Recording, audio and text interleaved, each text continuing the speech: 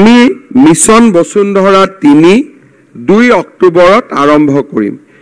এই 2 অক্টোবৰত আমি মিছন বসুন্ধৰা 3 আৰম্ভ কৰোঁতে প্ৰথম পদক্ষেপ লৈছোঁ যাতে আমাৰ নামঘৰ অনুষ্ঠান স্কুল আদিয়ে মাটিৰ পট্টাটো তেওঁলোকে নিজৰ নামত কৰি ল'ব পাৰে আৰু অনুষ্ঠানসমূহে যিটো মাটিৰ পট্টা বিচাৰিব তাত আমি কোনো প্ৰিমিয়াম নলওঁ। অৰ্থাৎ নামঘৰ বা স্কুল বা কলেজ বা বিদ্যালয় এওঁলোকে প্ৰিমিয়াম ক'ৰ পৰা দিব, আকৌ নিজে ৰাইজৰ পৰাই টকা তুলি দিব লাগিব আৰু ৰাইজে টকা তুলি নিদিলে আকৌ মাটিটো এনেকৈ পৰি থাকিব।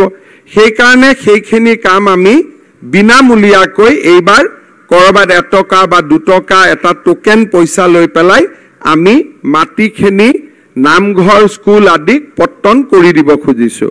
আমি যাতে এইবাৰ সকলোকে অনুষ্ঠান ক্লাবৰ নামত মাটি, ক্লাবটো বহি আছে মাটিৰ পট্টন নাই, মহিলা সমিতি বহি আছে মাটিৰ পট্টন নাই, স্কুল বহি আছে মাটিৰ পট্টন নাই, আমাৰ কৰবাত কোনোবা ৰাইজে মঞ্চ এখন বনাইছে কিন্তু মাটিৰ পট্টন নাই, এনেকৈ আমি এটা বিশৃংখল অৱস্থা এটাত আছোঁ।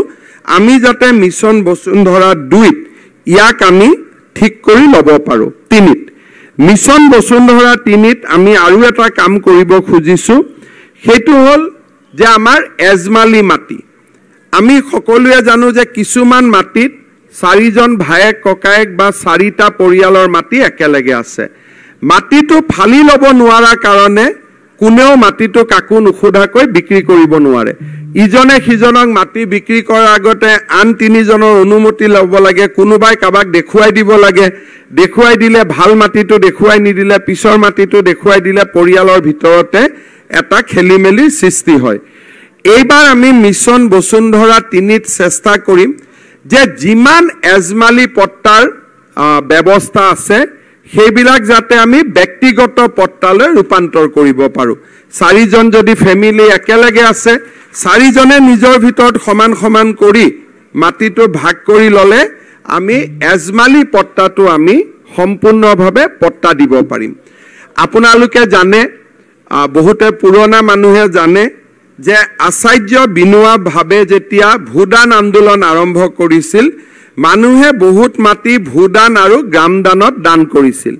পিছত সেই মাটিত মানুহ বহিলে, লেণ্ডলেছ মানুহ বহিলে, কিন্তু নিজৰ নামত আজিলৈকে পট্টা পোৱা নাই। আমাৰ জালুকবাৰী সমষ্টিত বা কমলপুৰত তেনেকুৱা ভূদান গ্ৰামদান মাটি নাই, কিন্তু অসমত বহুত জাগাত ভূদান গ্ৰামদান মাটি আছে, তাত বহি থকা মানুহবিলাকে পট্টা নোপোৱাকৈ আছে। এইবাৰ আমি মিছন বসুন্ধৰা 3 ভূদান আৰু গ্ৰামদানৰ মাটিসমূহো আমি পট্টন কৰি দিবলৈ চেষ্টা কৰিম। দেৱোত্তৰত যিবিলাক মাটি চিলিং সাৰপ্লাস হৈছিলে আৰু এতিয়া মানুহ বহি আছে, মন্দিৰৰ নামতো মাটি নাই, মানুহৰ নামতো মাটি নাই, কিন্তু মানুহ মাটিত বহি আছে। সেই চিলিং সাৰপ্লাস দেৱোত্তৰ মাটিবিলাকো আমি এইবাৰ আমি মিছন বসুন্ধৰা 3 সময়ত আবলটন দিবৰ বাবে চেষ্টা কৰিম।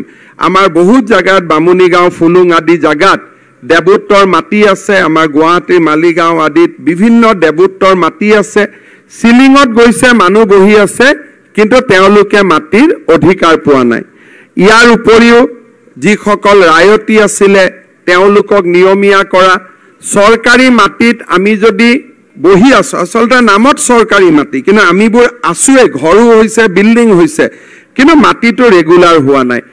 আজি মিছন বসুন্ধৰা 3 আমি আৰু এটা সুবিধা দিম যাতে যোনে যোনে চৰকাৰী মাটিত আছে তেওঁলোকে মাত্ৰ 1000 টকা প্ৰিমিয়াম দি তেওঁলোকে যাতে মাটিটো নিজৰ কৰি ল'ব পাৰে। ঠিক সেইধৰণে আমাৰ বিভিন্ন সময়ত IIT আদি স্থাপন কৰোঁতে মাটি গৈছে, কিন্তু আমি পট্টন দিয়া পৰা নাই, আবলটনৰ কাগজখন লৈয়ে বহি আছে। যোৱা কিছুদিনত আমি এনেকুৱা বহুত সমস্যা সমাধান কৰিছোঁ, কিন্তু আবলটন হৈ থাকিলে মাটি আমি বিক্ৰী কৰিব নোৱাৰোঁ।